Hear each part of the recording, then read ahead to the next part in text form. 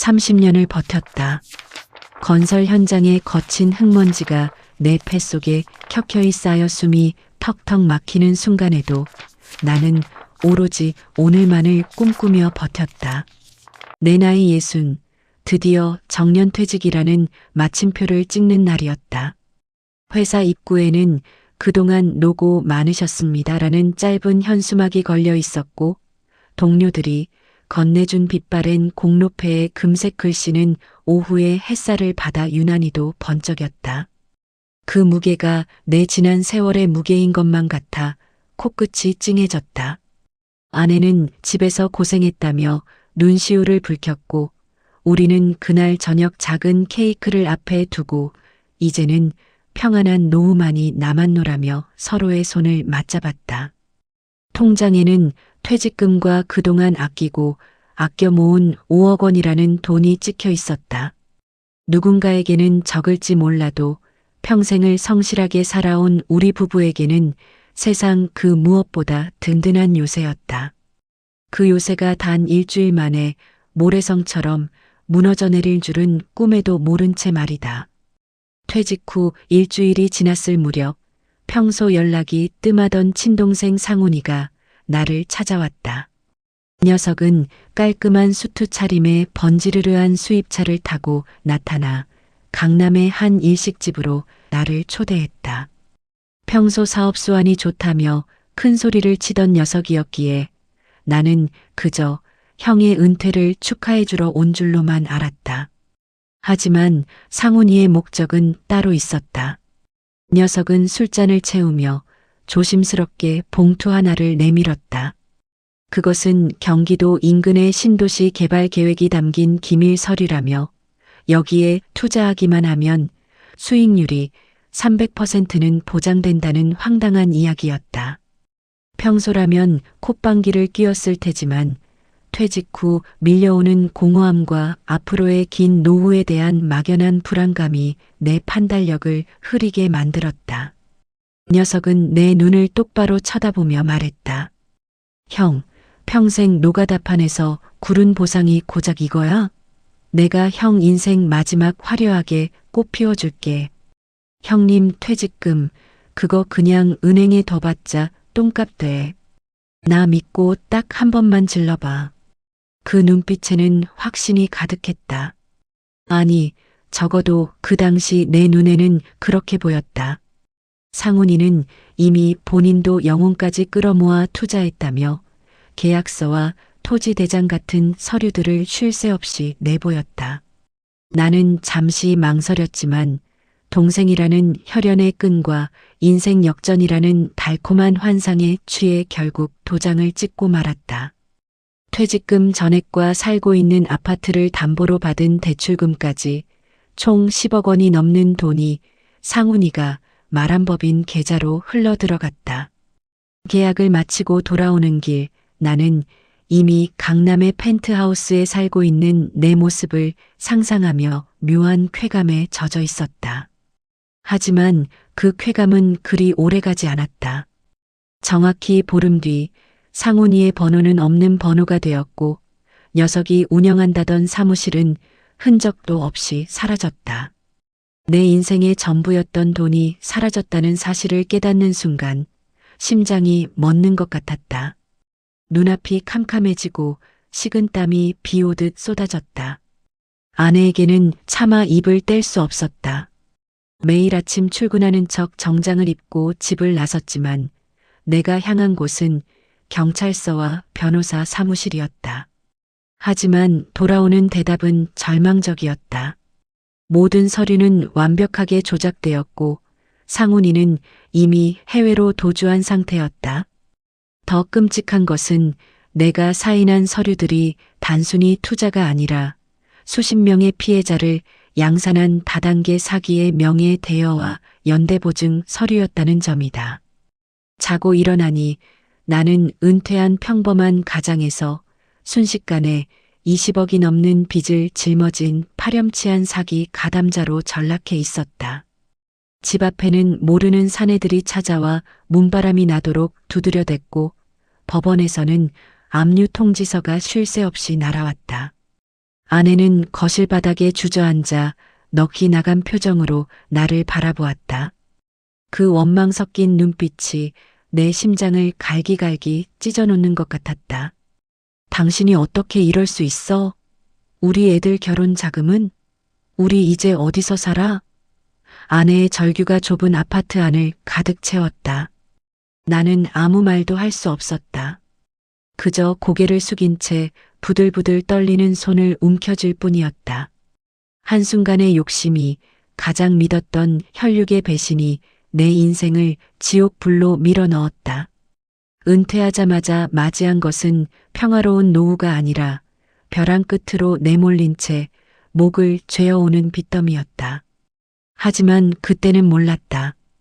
이 처참한 파멸의 끝에 상상조차 하지 못한 반전의 기회가 도사리고 있었다는 것을. 나는 그날 밤 베란다 난간에 서서 어두운 도심을 내려다보며 결심했다. 이대로 죽을 순 없다. 나를 배신한 녀석과 나를 비웃는 세상을 향해 죽더라도 한 번은 이빨을 드러내겠노라고. 집안 곳곳에 빨간 딱지가 붙던 날, 나는 차라리 세상이 멸망해버리길 바랐다. 평생을 성실하게 일구어온 나의 성벽이 무너져 내리는 소리는 고작 종이 몇 장이 찢기는 소리보다 작았지만 내 가슴에는 천둥 소리보다 크게 울려 퍼졌다. 아끼던 소파, 아이들의 성적표가 붙어있던 냉장고, 그리고 아내와 결혼기념일마다 하나씩 사 모았던 소각한 장식품들까지, 그 모든 것들이 나의 것이 아니라고 선언되는 순간 나는 내가 살아온 60년 인생 자체가 부정당하는 기분이 들었다. 이삿짐 센터 직원들의 무심한 손길에 우리 가족의 추억은 낡은 박스 속에 아무렇게나 처박혔고, 우리는 쫓기듯 경기도 변두리의 낡은 반지하 방으로 거처를 옮겨야 했다. 반지하 방은 곰팡이 냄새가 코끝을 찔렀고 천장이 낮아 고개를 제대로 들 수도 없었다. 낮에도 불을 켜지 않으면 칠흑 같은 어둠이 깔리는 그곳은 마치 내가 갇힌 절망의 감옥 같았다. 아내는 며칠째 식음을 전폐한 채 누워만 있었고, 취업 준비를 하던 아들은 나를 원망하는 눈초리로 보다가 결국 짐을 싸서 친구 집으로 떠났다. 뿔뿔이 흩어진 가족, 그리고 내 어깨를 짓누르는 수십억의 빚. 매일 아침 눈을 뜰 때마다 차라리 이대로 영원히 잠들었으면 하는 생각이 간절했다. 하지만 죽는 것조차 마음대로 되지 않았다. 채권자들은 어떻게 알았는지 반지하 방까지 찾아와 문을 발길질했고, 욕설 섞인 협박 전화를 하루에도 수십 통씩 해댔다. 그렇게 죽지 못해 살아가던 어느 비오는 날이었다. 비가 새는 천장을 막기 위해 이삿짐 박스들을 뒤적거리다 구석에 처박혀 있던 상훈이의 가방 하나를 발견했다. 녀석이 급하게 도망치느라 미처 챙기지 못한 사기 행각에 쓰였던 잡동사니들이 들어있는 가방이었다. 나는 분노에 치밀어 그 가방을 발로 걷어찼다. 가방 안에서 쏟아져 나온 가짜 계약서들과 위조된 토지 대장들이 바닥을 뒹굴었다. 이 쓰레기 같은 것들 때문에 내 인생이. 나는 욕설을 내뱉으며 그 종이들을 쓰레기 봉투에 담으려 했다. 그런데 그 순간 내 눈을 사로잡은 것이 있었다. 그것은 아주 낡고 때가 탄 도면 주머니 하나였다. 다른 서류들과 달리 겉면에는 아무런 표시도 없었지만 30년 넘게 건설 현장에서 도면을 끼고 살았던 나의 촉이 무언가를 감지했다.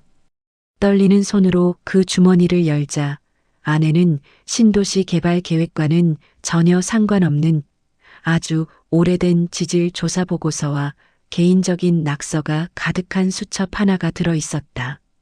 수첩의 주인은 놀랍게도 상훈이가 아니었다. 30년 전 내가 신입사원 시절 현장에서 만났던 전설적인 지질학자 박 교수의 이름이 적혀 있었다. 박 교수는 당시 정부의 비밀 개발 사업에 참여했다가 갑자기 행방불명되었던 인물이었다. 수첩을 한 장씩 넘길수록 내 심장 박동은 빨라졌다. 수첩 속에는 상훈이가 사기에 이용했던 가짜 신도시 부지의 실제 지형 데이터가 상세히 기록되어 있었다. 그런데 이상했다. 상훈이는 그 땅이 쓸모없는 맹지라고 속여 사람들에게 팔아치웠지만 박 교수의 기록은 전혀 다른 사실을 가리키고 있었다. 그 땅 밑에는 거대한 지하수 맥과 특수 광물층이 존재하며 이는 인근 국가산업단지의 용수 공급과 반도체 공정의 핵심 원료를 추출할 수 있는 엄청난 가치를 지닌 노다지라는 것이었다. 나는 믿기지 않는 사실에 눈을 비비고 다시 보고서를 읽었다. 만약 이 기록이 사실이라면 상훈이가 사기를 치기 위해 내세웠던 그 쓸모없는 땅은 수조 원의 가치를 지닌 보물섬이나 다름없었다. 하지만 왜 박 교수는 이 사실을 공표하지 않았을까? 그리고 이 수첩이 왜 사기꾼 상훈이의 가방에 들어있는 것일까? 나는 건설 현장에서 잔뼈가 굵은 경험을 되살려 수첩에 적힌 좌표와 지형 데이터를 분석하기 시작했다. 비좁은 반지하 방의 바닥에 지도를 펼쳐놓고 밤새도록 대조 작업을 벌였다. 밖에서는 빗줄기가 더욱 거세졌지만 내 머릿속은 그 어느 때보다 명료해졌다. 새벽녘이 되었을 때 나는 전율을 느꼈다. 상훈이는 이 수첩의 진정한 가치를 몰랐던 게 분명했다. 녀석은 그저 낡은 서류들이 있어 보이기에 사기용 미끼로만 사용했던 것이다. 하지만 나는 알 수 있었다. 30년 동안 땅을 파고 건물을 올렸던 나의 감각이 외치고 있었다. 이 땅은 저주받은 사기의 현장이 아니라 내 인생을 통째로 뒤바꿀 유일한 탈출구이자 기회라는 것을. 빚더미에 올라앉아 당장 내일 먹을 쌀을 걱정해야 하는 처지였지만 내 눈빛은 다시 살아나기 시작했다. 나는 곧장 옷을 챙겨 입었다. 아내는 자고 있었고 밖은 여전히 어둑어둑했다. 주머니에는 단돈 몇천 원뿐이었지만 내 가슴 안쪽에는 박 교수의 수첩이 묵직하게 자리 잡고 있었다. 상훈이와 그 배후 세력들은 이 땅을 사기도구로 쓰고 버리려 했겠지만 나는 그들이 놓친 이 치명적인 진실을 이용해 그들의 목줄을 죄기로 결심했다. 그들이 나를 사지로 몰아넣었다면 나는 이 땅을 무덤으로 만들어 그들을 파묻어 버릴 것이다. 은퇴 후 마주한 20억의 빚. 그것은 재앙인 줄 알았으나 사실은 탐욕스러운 자들을 한 곳에 몰아넣기 위한 거대한 덫이었을지도 모른다. 이제 내가 할 일은 명확했다. 이 보물지도의 실체를 확인하고 상훈이가 도망친 곳을 찾아내며 내 돈을 가로챈 모든 인간들을 참교육할 설계도를 그리는 것. 나는 빗속을 뚫고 첫 번째 목적지로 향했다. 내 인생 최고의 기회는 가장 비참한 순간에 그렇게 시작되고 있었다. 비루한 차림으로 첫 차에 몸을 실었다. 창밖으로 스쳐 지나가는 풍경들은 무채색이었지만 내 가슴속에 품은 지질 조사 보고서만큼은 뜨겁게 박동하고 있었다. 목적지는 충청도의 어느 이름 모를 골짜기.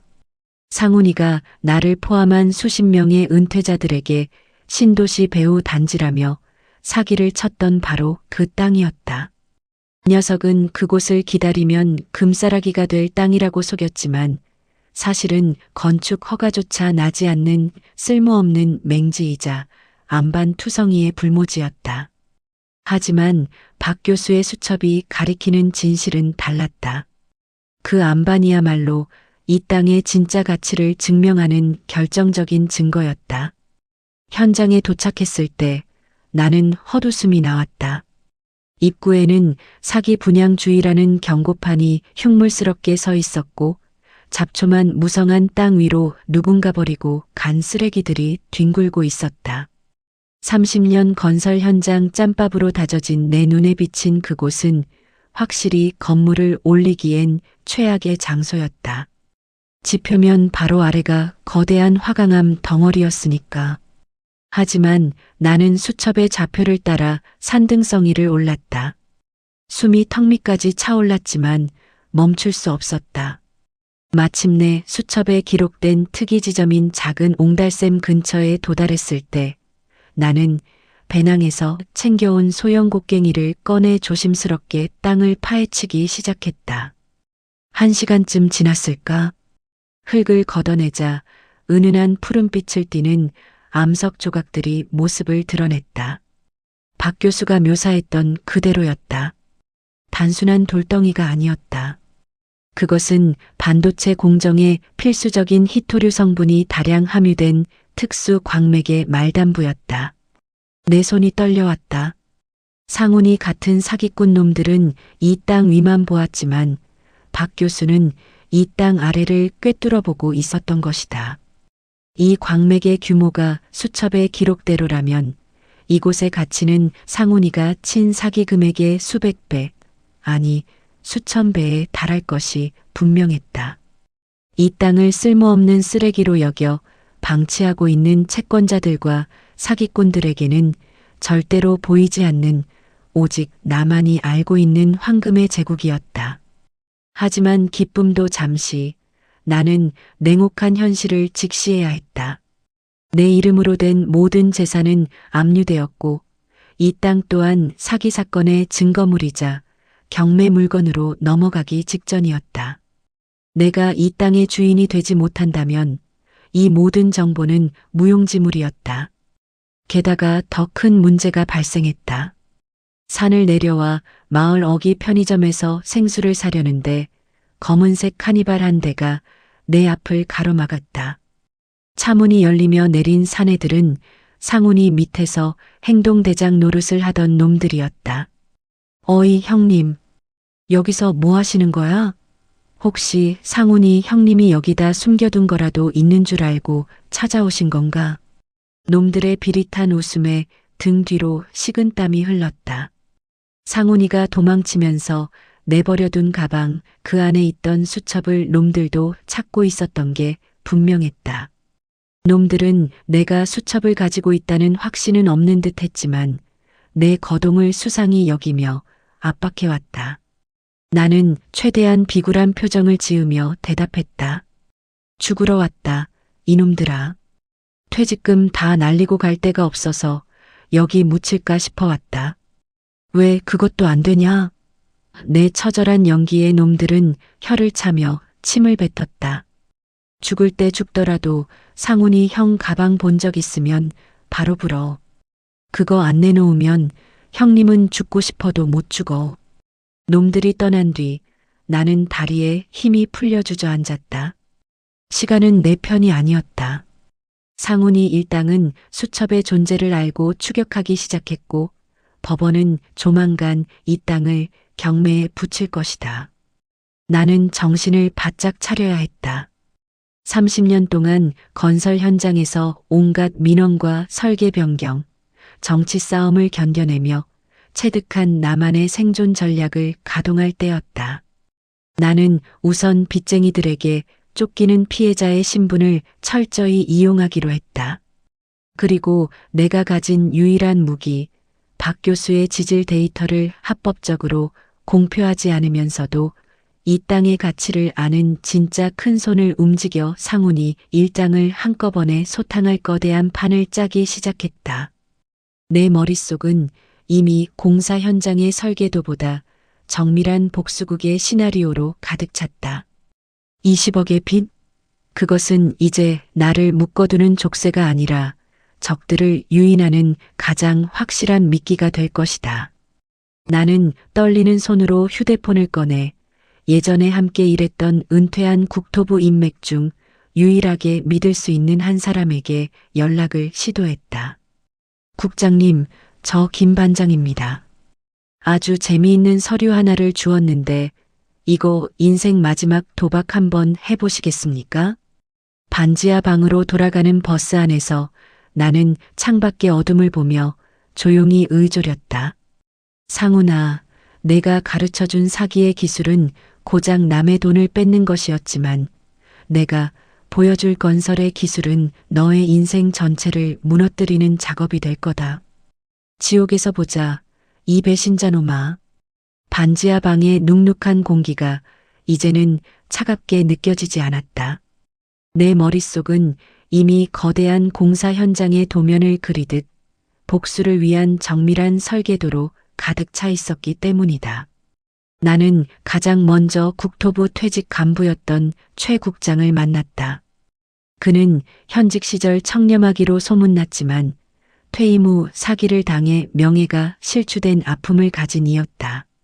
종로의 한 허름한 찻집에서 마주한 그는 예전의 위엄은 온데간데 없이 초라해 보였으나 내가 내민 박 교수의 수첩을 보는 순간 그의 눈빛은 매섭게 변했다. 30년 넘게 국가자원 지도를 주물렀던 그였다. 그는 떨리는 손으로 서류를 훑더니 나를 뚫어지게 쳐다보았다. 김 반장, 이건 단순히 돈 문제가 아니네. 이게 사실이라면 우리나라 산업 지형이 바뀔 수준이야. 그런데 왜 이걸 나에게 가져왔나? 나는 나지막이 대답했다. 제 돈을 찾아야겠습니다. 그리고 저를 짓밟은 놈들을 그 땅 밑에 영원히 매장하고 싶습니다. 국장님의 잃어버린 명예도 함께 말이죠. 최 국장과 나는 비밀리에 움직이기 시작했다. 우선 그 땅이 경매로 넘어가기 전 채권자들의 동태를 파악하는 것이 급선무였다. 상훈이가 사기를 친 피해자들은 수십 명에 달했고 그들의 원한은 하늘을 찌르고 있었다. 나는 피해자 모임의 대표를 자처하며 그들 앞에 섰다. 여러분, 저도 여러분처럼 전 재산을 날린 사람입니다. 하지만 가만히 앉아 있으면 푼돈도 못 건집니다. 우리가 연대해서 이 땅의 소유권을 방어하고 누군가 이 땅을 비싸게 사게끔 분위기를 만들어야 합니다. 내 목소리에는 30년 현장 소장으로서의 카리스마가 실려 있었다. 피해자들은 절박한 심정으로 나를 믿기로 했다. 하지만 이것은 시작일 뿐이었다. 내가 노리는 것은 피해자들의 구제가 아니라 그 너머에 숨어 있는 진짜 악마들을 불러내는 것이었다. 나는 최 국장의 인맥을 동원해 은밀한 소문을 퍼뜨렸다. 사기당한 그 맹지 근처에 대규모 국가 첨단 소재 연구단지가 들어올 가능성이 있다는 가짜 정보와 함께 박 교수의 지질 보고서 중 아주 일부분만 가공하여 강남의 큰손들에게 흘렸다. 정보는 예상보다 빠르게 퍼져나갔다. 사기꾼들은 정보에 가장 민감한 법이다. 해외로 도주했다던 상훈이의 귀에도 이 소식이 들어가는 것은 시간 문제였다. 나는 놈이 반드시 돌아올 것이라 확신했다. 자기가 쓰레기라고 생각하고 버린 땅이 다이아몬드 광산일지도 모른다는 의심이 드는 순간 상훈이 같은 탐욕스러운 인간은 제 발로 덫을 찾아오게 되어 있었다. 한편 나를 압박하던 채권 추심업자들과 상훈이의 행동대장 놈들에게는 철저히 망가진 모습을 보여주었다. 매일 술에 취해 길거리에 쓰러져 있거나 사기당한 땅 근처를 배회하며 넋 나간 노인네처럼 굴었다. 놈들은 나를 보며 미친 영감탱이, 제풀에 지쳐 죽겠구만이라며 비웃었다. 하지만 그 비웃음 뒤에서 나는 놈들의 일거수일투족을 감시했다.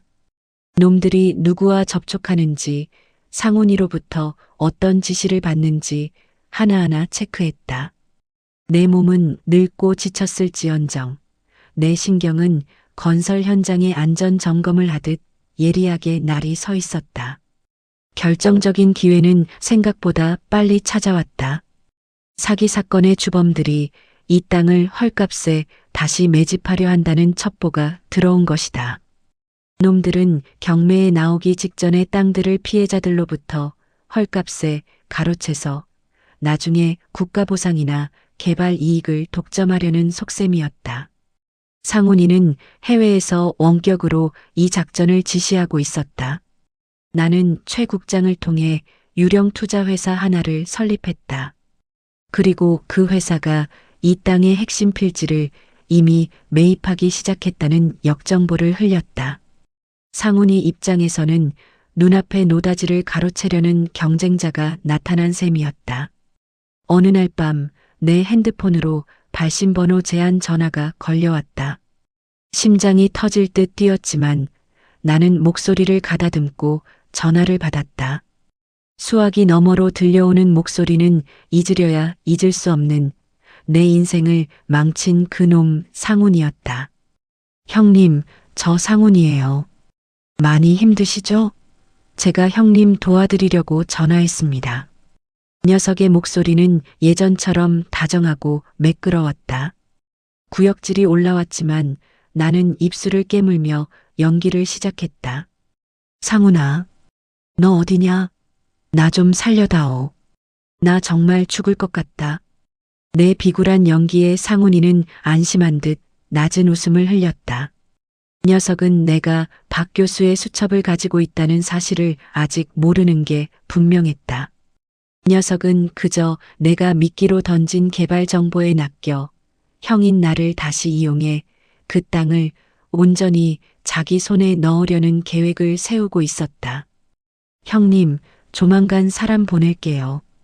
그 땅에 관련된 서류들 형님이 다 가지고 계시죠? 그거 저한테 넘기시면 형님 빚 다 갚아드리고 강남 아파트 한 채 약속하겠습니다. 녀석의 제안은 달콤했지만 그 속에는 시퍼런 칼날이 숨겨져 있었다. 나는 알겠다고 대답하며 전화를 끊었다. 어두운 반지하 방, 나는 벽면 가득 붙여놓은 상훈이와 그 일당들의 관계도 위에 커다란 X자를 그었다. 놈이 드디어 입을 벌렸다. 이제 내가 할 일은 놈의 아가리에 독이 든 고기를 던져주는 것이었다. 나는 최 국장에게 메시지를 보냈다. 물고기가 미끼를 물었습니다. 공사 시작하시죠. 은퇴 후 빚더미에 올라앉은 노인의 반격은 이제 막 일단 기어를 넣었을 뿐이다. 상훈아, 내가 파놓은 함정은 깊었지만 내가 설계한 무덤은 그보다 훨씬 거대하고 정교할 거다. 너는 이제 내가 가장 사랑하는 돈이라는 괴물에게 잡아먹히게 될 테니까. 상훈이가 보낸 사절단은 예상대로 조 실장이었다.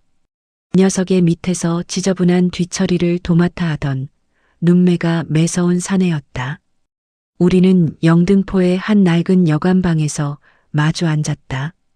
곰팡이 냄새와 담배 찌든 내로 가득한 그 방은 내가 처한 비참한 현실을 보여주기에 더없이 완벽한 무대였다. 나는 일부러 며칠 동안 면도도 하지 않고 눈이 휑하게 들어간 채로 놈을 맞이했다. 조 실장은 코를 찡긋거리며 내 앞에 두툼한 서류 가방 하나를 툭 던졌다. 그 안에는 5만 원권 다발들이 가득했다. 형님, 상훈이 형님이 보내신 성의입니다. 일단 이걸로 급한 불부터 끄시죠. 돈을 보는 내 손이 가늘게 떨렸다. 놈은 그 떨림을 공포와 탐욕으로 해석했겠지만 그것은 끓어오르는 분노를 억누르기 위한 처절한 인내였다. 나는 조심스럽게 박 교수의 수첩 중 핵심 지질 데이터가 담긴 페이지만 교묘하게 편집한 복사본을 꺼냈다. 물론 그 데이터에는 결정적인 함정이 파여 있었다. 광맥의 위치를 실제보다 수백 미터 옆으로 비껴가게 조작했고 채굴 효율을 과장하여 놈들이 눈이 뒤집히도록 만들었다.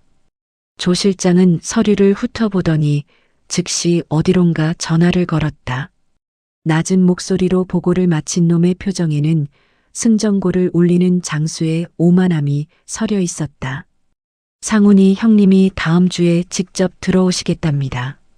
형님, 축하드려요. 이제 이 구질구질한 지옥에서 탈출하시는 겁니다. 놈은 비릿한 웃음을 남기고 떠났고 나는 놈이 남긴 돈다발을 보며 차갑게 식은 심장을 다스렸다. 그 돈은 상훈이가 다른 피해자들의 피눈물을 짜내 만든 돈이었고 이제 그 돈은 놈을 파멸로 이끄는 장례 비용이 될 것이었다. 상훈이가 입국한다는 소식이 들리자마자 나는 최 국장과 함께 2단계 공사에 착수했다. 최 국장은 현직 시절 알고 지냈던 환경 전문 변호사와 지질학 전문가들을 포섭했다. 그들은 상훈이가 매입하려는 부지가 사실은 환경보호구역이자 지질학적 보존 가치가 높은 안반지대라는 법적 근거를 몰래 준비하기 시작했다. 즉, 광물을 캐내려 해도 법적으로 절대 허가가 나지 않는 말 그대로 그림의 떡으로 만드는 작업이었다. 상훈이는 광맥의 존재만 믿고 전 재산을 털어 그 땅을 사들이겠지만 그 땅을 사는 순간 놈은 평생 세금만 내며 아무것도 할 수 없는 거대한 감옥에 갇히게 되는 셈이었다. 나는 동시에 피해자 모임에 은밀한 지령을 내렸다. 상훈이의 대리인들이 땅을 매입하러 올 때 처음에는 완강히 거부하다가 나중에 마지못해 높은 가격에 파는 척 연기하라고 당부했다. 상훈이는 피해자들이 땅을 안 팔려고 버틸수록 그 땅의 가치가 진짜라는 확신을 가질 놈이었다. 탐욕은 이성을 마비시키고 의심은 확신으로 변해갔다. 상훈이는 해외 은닉 자금뿐만 아니라 사채 시장에서까지 돈을 끌어모으고 있다는 소문이 들려왔다. 이 녀석은 이번 한 방으로 대한민국 서열 몇 위 안에 드는 재벌이 되겠다는 허무맹랑한 꿈을 꾸고 있었다. 결전의 날이 다가오고 있었다. 상훈이는 입국 직후 비밀리에 나를 만나 최종 계약서를 작성하기로 했다. 장소는 녀석이 사기를 쳤던 바로 그 현장의 폐가였다. 나는 그곳에 30년 건설 노하우를 담아 아주 특별한 장치를 마련했다. 그것은 물리적인 함정이 아니라 놈의 모든 범죄 사실과 자백을 실시간으로 기록하고 전송할 수 있는 첨단 도청 및 촬영 장비였다. 또한 최 국장을 통해 검찰의 특수부 라인과도 연락이 닿아 있었다. 상훈이가 제 발로 나타나 불법 자금을 동원해 땅을 매집했다는 증거만 확보되면 놈은 그 자리에서 영원히 햇빛을 보지 못하는 곳으로 가게 될 것이었다. 아내는 내가 요즘 무엇을 하는지 묻지 않았다. 그저 매일 밤 늦게 들어오는 내 거친 손을 말없이 닦아줄 뿐이었다. 아내의 손길을 느끼며 나는 다짐했다. 이 연극의 막이 내릴 때 나는 반드시 우리 가족의 웃음을 되찾아줄 것이라고. 상훈이는 내가 여전히 자신의 소나기에서 놀아나는 늙고 무능한 형이라고 믿고 있겠지만 그는 하나를 모르고 있었다.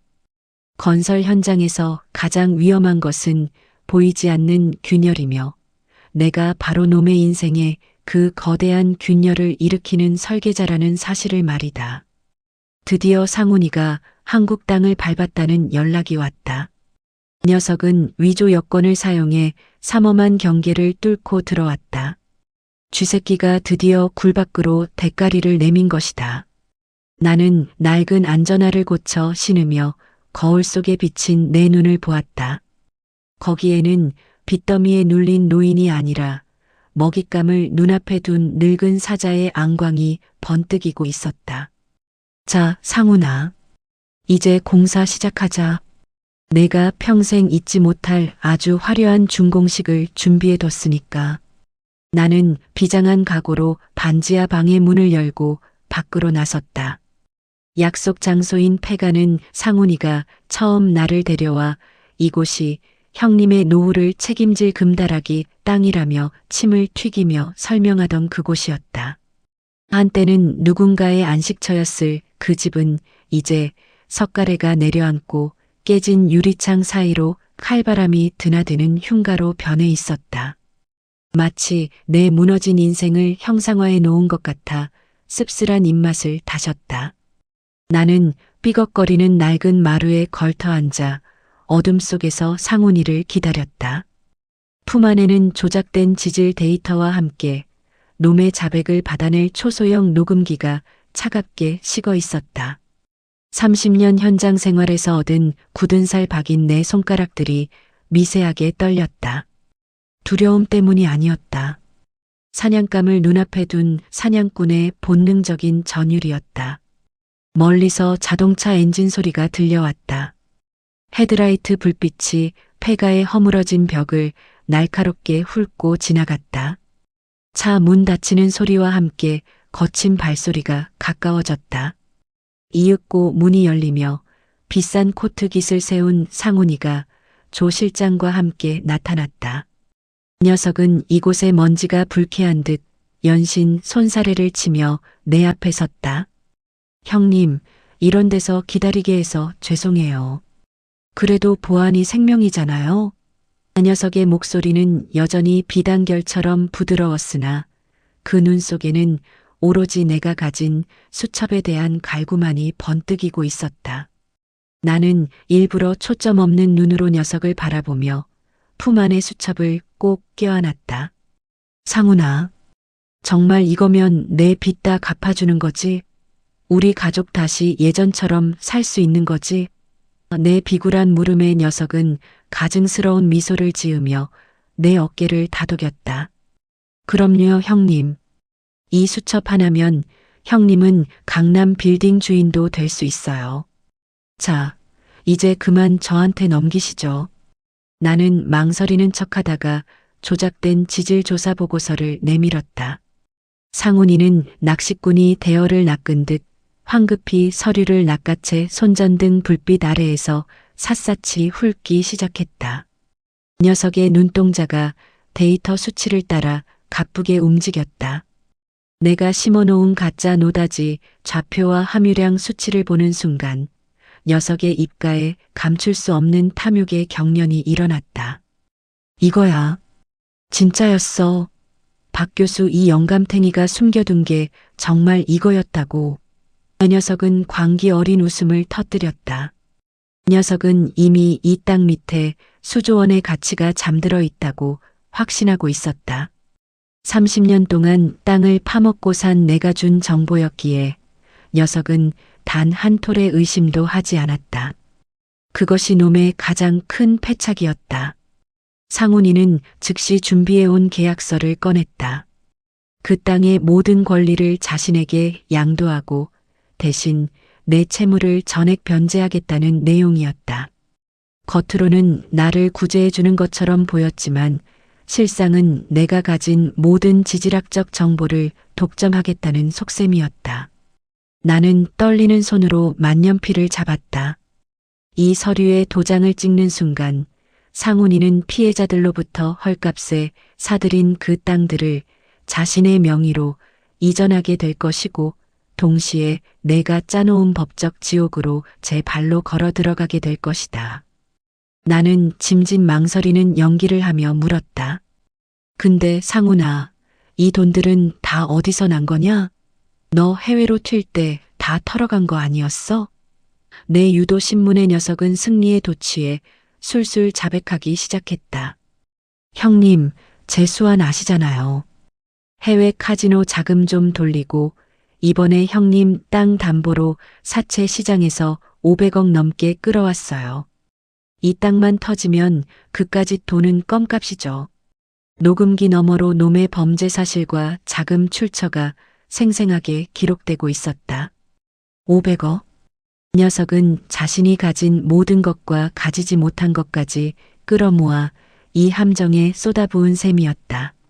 나는 마침내 인감도장을 찍었다. 그래, 상훈아. 내가 다 가져라. 난 이제 평범하게 살고 싶구나. 내 목소리에는 연기가 아닌 진심 어린 해방감이 실려 있었다. 상훈이는 계약서를 소중하게 챙기며 조 실장에게 눈짓했다. 형님, 고생하셨어요. 이제 형님은 필요 없으니 조용히 여생 보내세요. 아, 혹시라도 딴 생각하시면 그땐 정말 형님 식구들 무사하지 못할 줄 아시고요. 마지막 본색을 드러낸 녀석의 서늘한 경고에도 나는 그저 고개를 숙였다. 녀석이 떠난 뒤 나는 어둠 속에 홀로 남아 놈의 뒷모습을 보며 조용히 의졸였다. 상훈아, 너는 방금 내 인생의 종지부를 찍었단다. 내가 산 땅은 금맥이 아니라 내가 영원히 썩어갈 무덤이니까. 상훈이가 떠나고 10분 뒤 폐가 근처 숲속에서 최 국장과 형사들이 모습을 드러냈다. 최 국장은 내 어깨를 꽉 쥐며 고개를 끄덕였다. 김 반장, 고생했네. 놈의 자백과 불법 자금 흐름까지 완벽하게 따냈어. 이제부터는 국가의 시간일세. 나는 가슴 깊은 곳에서 올라오는 뜨거운 무언가를 느꼈다. 20억의 빚, 무너진 가정, 비참했던 반지하 생활. 그 모든 고통의 순간들이 주마등처럼 스쳐 지나갔다. 하지만 이제 역전의 서막이 올랐다. 상훈이는 내일부터 자신이 매입한 땅이 절대 개발 불가 지역이자 환경보존구역으로 묶였다는 소식을 듣게 될 것이다. 그리고 500억이라는 거대한 빚은 녀석의 목을 올가매는 단두대의 칼날이 되어 내려올 것이다. 나는 낡은 폐가를 나서며 밤하늘을 올려다보았다. 여전히 춥고 어두운 밤이었지만 내 가슴 속에는 그 어느 때보다 밝은 태양이 떠오르고 있었다. 은퇴 후 맞이한 최악의 재앙이 인생 최고의 기회로 바뀌는 순간이었다.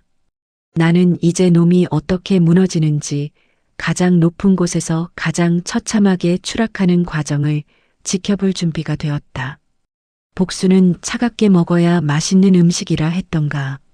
상훈아, 이제 내가 주문한 그 지옥의 성찬을 마음껏 즐겨보렴. 약속 장소인 폐가는 상훈이가 처음 나를 데려와 이곳이 형님의 노후를 책임질 금다라기 땅이라며 침을 튀기며 설명하던 그곳이었다. 한때는 누군가의 안식처였을 그 집은 이제 석가래가 내려앉고 깨진 유리창 사이로 칼바람이 드나드는 흉가로 변해 있었다. 마치 내 무너진 인생을 형상화해 놓은 것 같아 씁쓸한 입맛을 다셨다. 나는 삐걱거리는 낡은 마루에 걸터 앉아 어둠 속에서 상훈이를 기다렸다. 품 안에는 조작된 지질 데이터와 함께 놈의 자백을 받아낼 초소형 녹음기가 차갑게 식어 있었다. 30년 현장 생활에서 얻은 굳은 살 박인 내 손가락들이 미세하게 떨렸다. 두려움 때문이 아니었다. 사냥감을 눈앞에 둔 사냥꾼의 본능적인 전율이었다. 멀리서 자동차 엔진 소리가 들려왔다. 헤드라이트 불빛이 폐가의 허물어진 벽을 날카롭게 훑고 지나갔다. 차 문 닫히는 소리와 함께 거친 발소리가 가까워졌다. 이윽고 문이 열리며 비싼 코트 깃을 세운 상훈이가 조 실장과 함께 나타났다. 녀석은 이곳의 먼지가 불쾌한 듯 연신 손사래를 치며 내 앞에 섰다. 형님, 이런 데서 기다리게 해서 죄송해요. 그래도 보안이 생명이잖아요. 그 녀석의 목소리는 여전히 비단결처럼 부드러웠으나 그 눈 속에는 오로지 내가 가진 수첩에 대한 갈구만이 번뜩이고 있었다. 나는 일부러 초점 없는 눈으로 녀석을 바라보며 품 안의 수첩을 꼭 껴안았다. 상훈아, 정말 이거면 내 빚 다 갚아주는 거지? 우리 가족 다시 예전처럼 살 수 있는 거지? 내 비굴한 물음에 녀석은 가증스러운 미소를 지으며 내 어깨를 다독였다. 그럼요, 형님.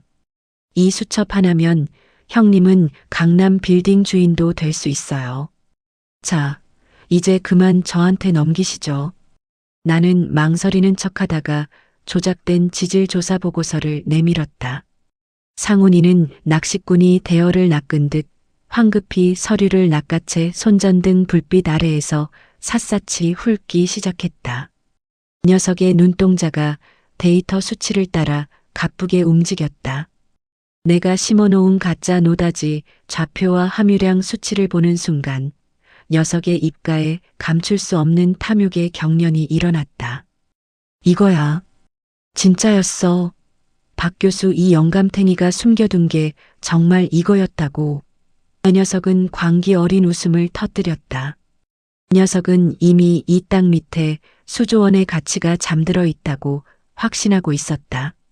30년 동안 땅을 파먹고 산 내가 준 정보였기에 녀석은 단 한 톨의 의심도 하지 않았다.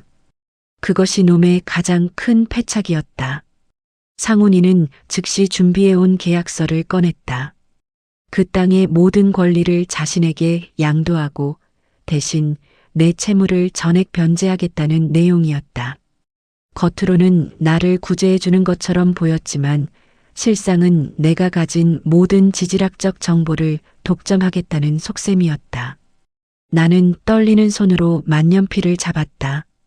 이 서류에 도장을 찍는 순간 상훈이는 피해자들로부터 헐값에 사들인 그 땅들을 자신의 명의로 이전하게 될 것이고 동시에 내가 짜놓은 법적 지옥으로 제 발로 걸어 들어가게 될 것이다. 나는 짐짓 망설이는 연기를 하며 물었다. 근데 상훈아, 이 돈들은 다 어디서 난 거냐? 너 해외로 튈 때 다 털어간 거 아니었어? 내 유도 신문의 녀석은 승리에 도취해 술술 자백하기 시작했다. 형님, 제 수완 아시잖아요. 해외 카지노 자금 좀 돌리고 이번에 형님 땅 담보로 사채 시장에서 500억 넘게 끌어왔어요. 이 땅만 터지면 그까짓 돈은 껌값이죠. 녹음기 너머로 놈의 범죄 사실과 자금 출처가 생생하게 기록되고 있었다. 500억? 녀석은 자신이 가진 모든 것과 가지지 못한 것까지 끌어모아 이 함정에 쏟아부은 셈이었다. 나는 마침내 인감도장을 찍었다. 그래, 상훈아. 내가 다 가져라. 난 이제 평범하게 살고 싶구나. 내 목소리에는 연기가 아닌 진심 어린 해방감이 실려 있었다. 상훈이는 계약서를 소중하게 챙기며 조 실장에게 눈짓했다. 형님, 고생하셨어요. 이제 형님은 필요 없으니 조용히 여생 보내세요. 아, 혹시라도 딴 생각하시면 그땐 정말 형님 식구들 무사하지 못할 줄 아시고요. 마지막 본색을 드러낸 녀석의 서늘한 경고에도 나는 그저 고개를 숙였다. 녀석이 떠난 뒤 나는 어둠 속에 홀로 남아 놈의 뒷모습을 보며 조용히 의졸였다. 상훈아, 너는 방금 내 인생의 종지부를 찍었단다. 내가 산 땅은 금맥이 아니라 내가 영원히 썩어갈 무덤이니까. 상훈이가 떠나고 10분 뒤 폐가 근처 숲속에서 최 국장과 형사들이 모습을 드러냈다. 최 국장은 내 어깨를 꽉 쥐며 고개를 끄덕였다. 김 반장, 고생했네. 놈의 자백과 불법 자금 흐름까지 완벽하게 따냈어. 이제부터는 국가의 시간일세. 나는 가슴 깊은 곳에서 올라오는 뜨거운 무언가를 느꼈다. 20억의 빚, 무너진 가정, 비참했던 반지하 생활. 그 모든 고통의 순간들이 주마등처럼 스쳐 지나갔다. 하지만 이제 역전의 서막이 올랐다. 상훈이는 내일부터 자신이 매입한 땅이 절대 개발 불가 지역이자 환경보존구역으로 묶였다는 소식을 듣게 될 것이다. 그리고 500억이라는 거대한 빚은 녀석의 목을 올가매는 단두대의 칼날이 되어 내려올 것이다. 나는 낡은 폐가를 나서며 밤하늘을 올려다보았다. 여전히 춥고 어두운 밤이었지만 내 가슴 속에는 그 어느 때보다 밝은 태양이 떠오르고 있었다. 은퇴 후 맞이한 최악의 재앙이 인생 최고의 기회로 바뀌는 순간이었다. 나는 이제 놈이 어떻게 무너지는지 가장 높은 곳에서 가장 처참하게 추락하는 과정을 지켜볼 준비가 되었다. 복수는 차갑게 먹어야 맛있는 음식이라 했던가. 상훈아, 이제 내가 주문한 그 지옥의 성찬을 마음껏 즐겨보렴. 상훈이는 계약서를 손에 넣은 그날 밤 강남의 최고급 호텔 펜트하우스에서 광란의 파티를 열었다고 들었다.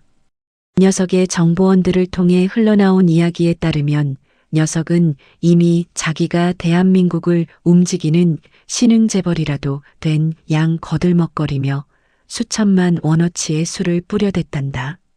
녀석에게 그 땅은 단순한 부동산이 아니라 인생의 모든 도박에서 승리했음을 증명하는 트로피였을 것이다. 하지만 녀석이 샴페인 잔을 부딪히며 비릿한 승리감에 취해 있을 때 나는 반지하 방의 낡은 책상 앞에 앉아 최 국장과 마지막 점검을 하고 있었다. 내 앞에는 상훈이가 서명한 채무 변제 확인서와 함께 녀석이 동원한 사채, 자금의 흐름도가 정밀하게 그려져 있었다. 30년 동안 복잡한 설계도면을 보며 미세한 오차를 잡아내던 나의 눈은 이제 놈의 인생에 파놓은 거대한 구덩이의 깊이를 가늠하고 있었다. 다음 날 아침 태양은 평상시와 다름없이 떠올랐지만 상훈이의 세상은 송두리째 뒤집어지기 시작했다. 정부의 공식 발표가 떴기 때문이다. 내가 최 국장을 통해 밑바닥부터 다져놓았던 환경 보존 및 지질 보호 구역 지정 공고였다. 상훈이가 전 재산과 사채 500억을 쏟아부어 매입한 그 땅들이 단 한 뼘의 흙도 파낼 수 없는 절대 보존 지역으로 묶여버린 것이다.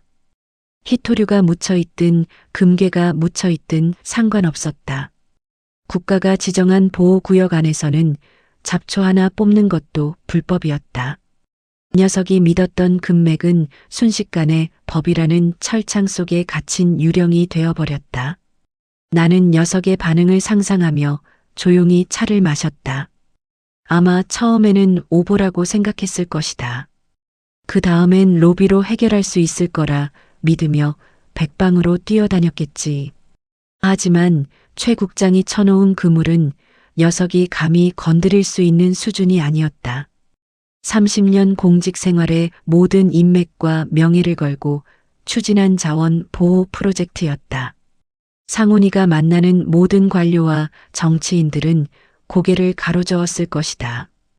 오히려 녀석이 불법적인 자금을 동원해 투기를 하려 했다는 혐의까지 포착되었다는 압박이 녀석의 목을 죄어갔을 게 분명했다. 진짜 공포는 돈에서 시작되었다. 녀석이 끌어다 쓴 500억은 평범한 은행 돈이 아니었다.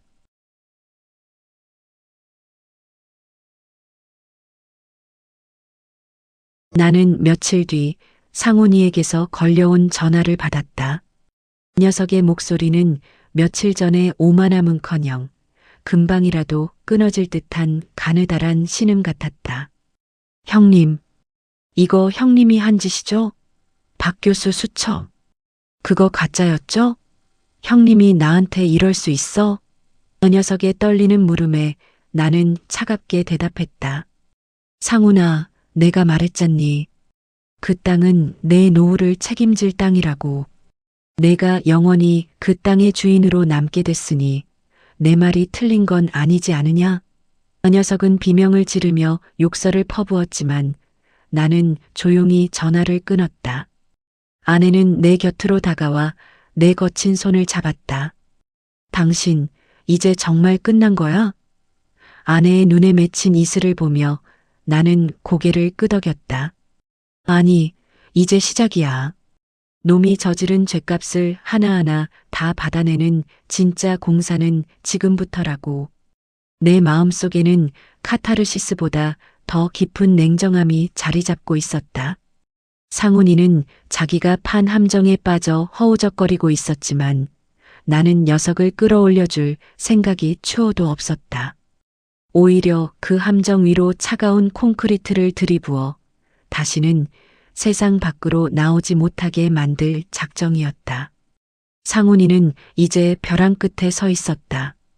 자기가 뺏은 돈보다 훨씬 큰 대가를 치러야 한다는 사실을 뼈저리게 느끼고 있을 것이다. 하지만 이것은 예고편에 불과했다. 나는 녀석이 가장 소중히 여기는 자유마저 빼앗아버릴 완벽한 시나리오를 완성해 두었다. 녀석이 도망칠 구멍은 단 하나도 없었다. 내가 30년 동안 건설 현장에서 배운 것은 건물을 올리는 법만이 아니었다. 부실한 기초 위에 세워진 욕망의 탑이 어떻게 무너지는지, 그리고 그 잔해 속에 무엇이 남는지 나는 누구보다 잘 알고 있었다. 상훈아, 이제 내가 쌓아 올린 그 가짜 왕국이 내 머리 위로 쏟아질 시간이다. 상훈이가 머물던 강남의 펜트하우스는 이제 화려한 파티장이 아니라 피냄새를 맡고 몰려든 하이에나들의 소굴로 변해 있었다. 내가 최 국장을 통해 얻은 첩보에 따르면 녀석이 빌린 500억 원의 사채업자들은 이름만 들어도 전율이 이는 잔혹한 이들이었다. 그들에게 환경보존구역이라는 정부 발표는 곧 자신들의 돈이 휴지 조각이 되었다는 선전포고와 같았다. 녀석은 문을 걸어 잠그고 버텼지만 법보다 주먹이 가까운 그 세계의 논리는 냉혹했다. 육중한 현관문이 뜯겨나가고 녀석이 그토록 자랑하던 수입 가구와 명품 시계들은 분노한 사채업자들의 손에 박살이 났다. 녀석이 해외로 빼돌렸던 비자금 계좌마저 이미 최 국장이 검찰 특수부에 넘긴 자료 덕분에 동결된 상태였다. 녀석은 이제 문자 그대로 알거지가 되어 길바닥으로 내몰릴 처지였다. 나는 멀리서 녀석의 몰락을 지켜보았다. 펜트하우스 지하 주차장에서 사채업자들에게 뒷덜미를 잡힌 채 끌려 나오는 상훈이의 모습은 처참했다.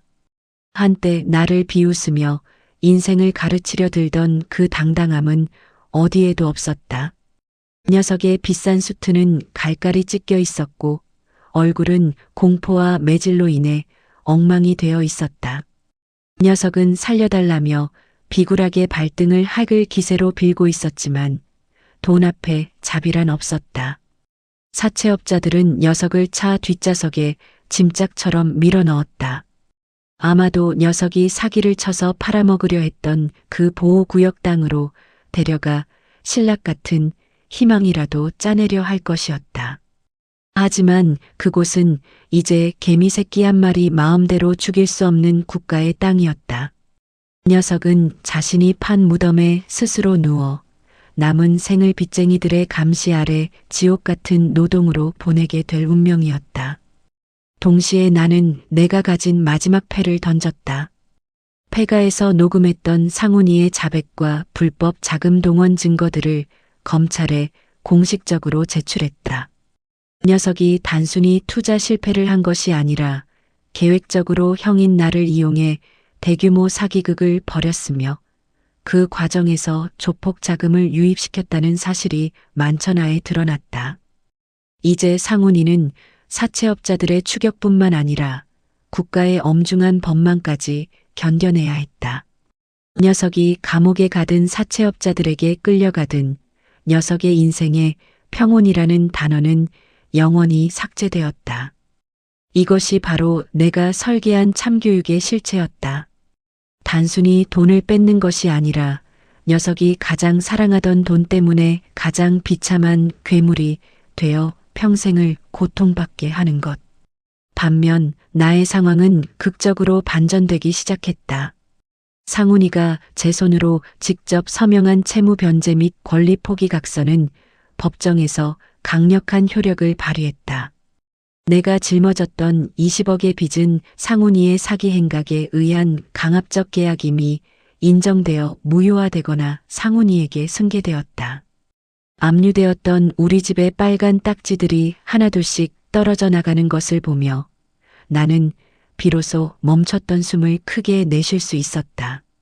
아내는 눈물을 흘리며 집안 구석구석을 닦아냈고 집을 나갔던 아들도 소식을 듣고 돌아와 내 손을 꽉 잡았다.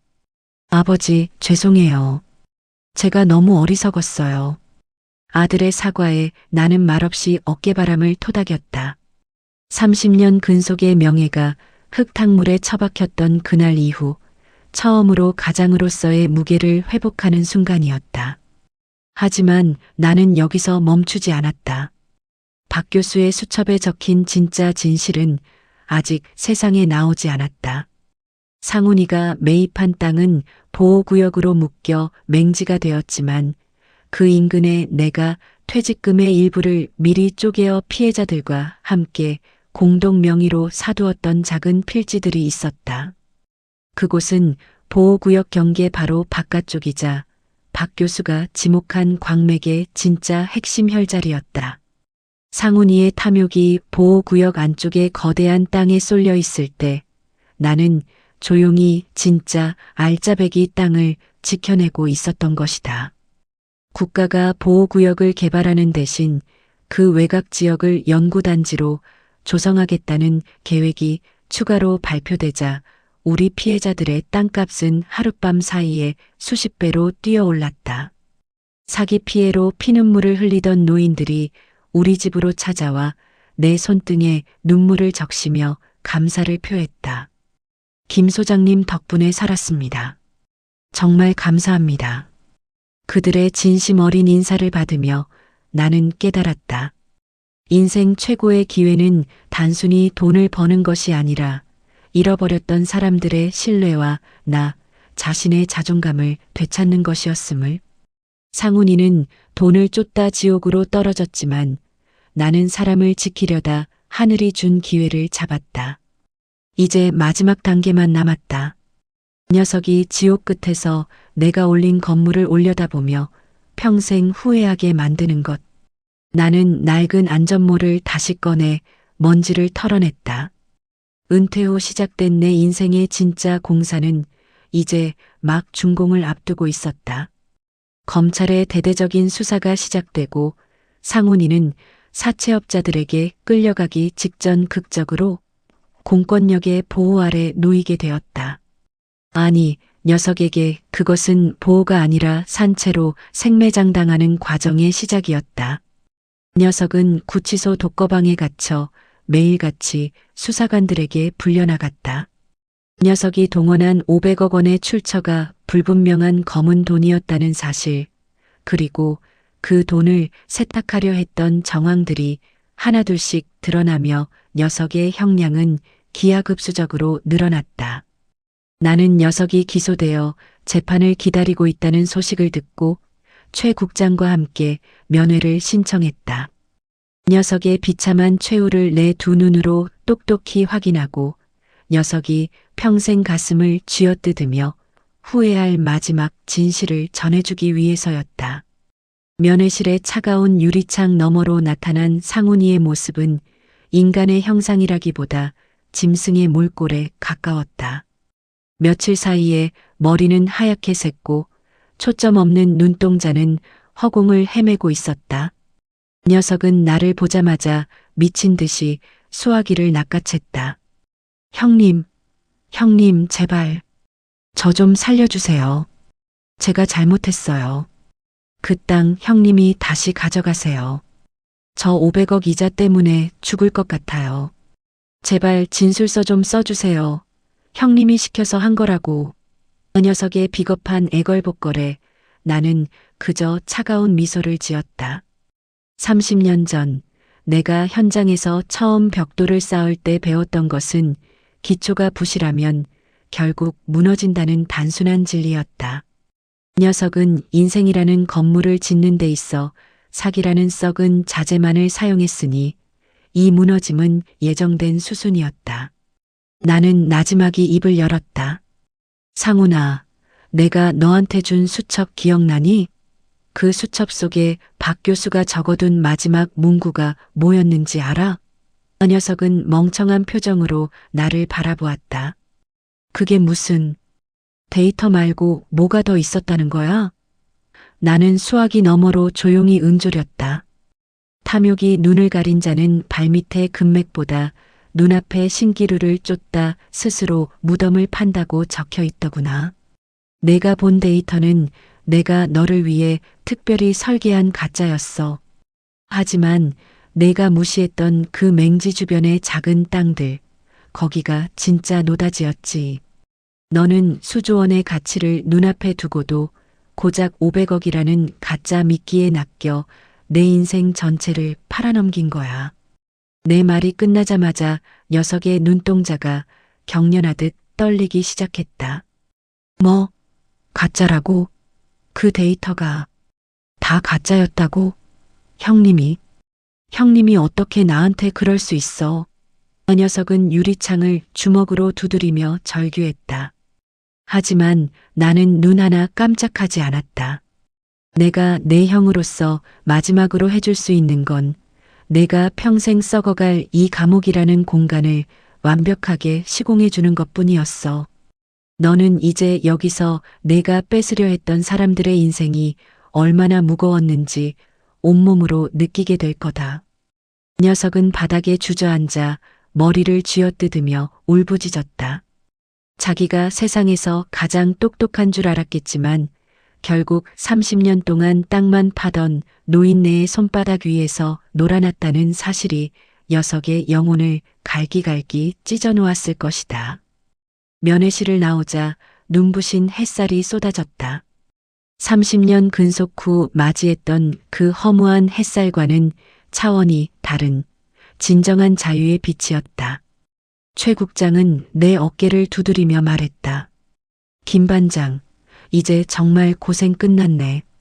그 땅들 정부에서 정식으로 수용 절차 밟기로 했어. 피해자분들도 죗값보다 훨씬 많이 보상받게 됐고 자네가 지켜낸 그 핵심 부지는 국가전략자원연구소 부지로 확정됐네. 자네 명예도 돈도 이제 다 돌아온 거야. 나는 대답 대신 깊은 숨을 들이켰다. 폐부 깊숙이 박혀있던 곰팡이 냄새와 사기의 악취가 한순간에 씻겨 내려가는 기분이었다. 집으로 돌아오는 길, 나는 우리 아파트 단지 입구에 다시 섰다. 압류 딱지가 붙어있던 문 앞에는 이제 아내가 정성스럽게 가꾼 화분들이 놓여 있었다. 아내는 나를 보자마자 달려와 내 품에 안겨 소리내어 울었다. 여보, 정말 고마워요. 포기하지 않아줘서, 우리를 지켜줘서. 아내의 눈물은 뜨거웠지만 더 이상 슬프지 않았다. 나는 은퇴 후 빚더미에 올라앉았던 그 비참한 노인이 아니었다. 나는 내 인생의 가장 거대한 부실 공사를 스스로 바로잡은 위대한 건축가였다. 상훈이는 이제 평생을 차가운 벽 사이에서 사채업자들의 협박과 법의 심판을 견디며 살아가게 될 것이다. 녀석이 꿈꿨던 화려한 재벌의 삶은 영원히 닿을 수 없는 신기루가 되었고 녀석이 비웃었던 형의 정직한 노동은 녀석을 파멸시킨 가장 날카로운 칼날이 되었다. 나는 거실 소파에 깊숙이 몸을 묻고 창밖의 평화로운 풍경을 내려다보았다. 30년의 세월이 헛되지 않았음을, 그리고 진정한 참교육은 복수가 아니라 나 자신의 삶을 온전히 회복하는 것임을 깨닫는 순간이었다. 하지만 이것으로 끝이 아니다. 나는 이제 이 기적 같은 기회를 통해 얻은 자산으로 나와 같은 처지의 은퇴자들을 돕는 새로운 인생 준공식을 준비하려 한다. 그로부터 6개월이라는 시간이 흘렀다. 내 인생의 시계는 한때 멈춰버린 줄 알았으나 이제는 그 어느 때보다 활기차게 초침을 돌리고 있다. 나는 지금 경기도 신도시 개발본부의 자문위원실 창가에 서 있다. 창밖으로 내려다 보이는 저 광활한 대지는 한때 사기꾼들의 놀이터였고 내 인생의 무덤이 될 뻔했던 곳이다. 하지만 이제 그곳은 대한민국 첨단 산업의 심장이 될 국가전략자원연구단지로 탈바꿈하기 위한 대규모 토목 공사가 한창이다. 굴착기의 굉음과 덤프트럭의 분주한 움직임이 들려올 때마다 나는 내 심장이 다시 뛰는 것을 느낀다. 30년 동안 건설 현장에서 흙먼지를 마시며 살았던 나에게 이 소음은 세상 그 어떤 교향곡보다 아름다운 화음으로 다가온다. 내 인생을 나락으로 밀어넣었던 20억의 빚은 이제 옛말이 되었다. 상훈이의 자백과 불법 자금 동원 증거가 확정되면서 녀석이 나에게 떠넘겼던 부당한 채무들은 전액 무효 처리되었거나 상훈이 본인의 몫으로 돌아갔다. 오히려 내가 지켜낸 핵심 광맥 부지에 대한 정당한 보상금과 국가 기여에 따른 포상금이 통장에 찍혔을 때 나는 아내와 함께 조용히 눈물을 흘렸다. 그 돈은 단순한 숫자가 아니었다. 무너졌던 나의 자존심이자 성실하게 살아온 한 인간에 대해 세상이 뒤늦게 건넨 사과였다.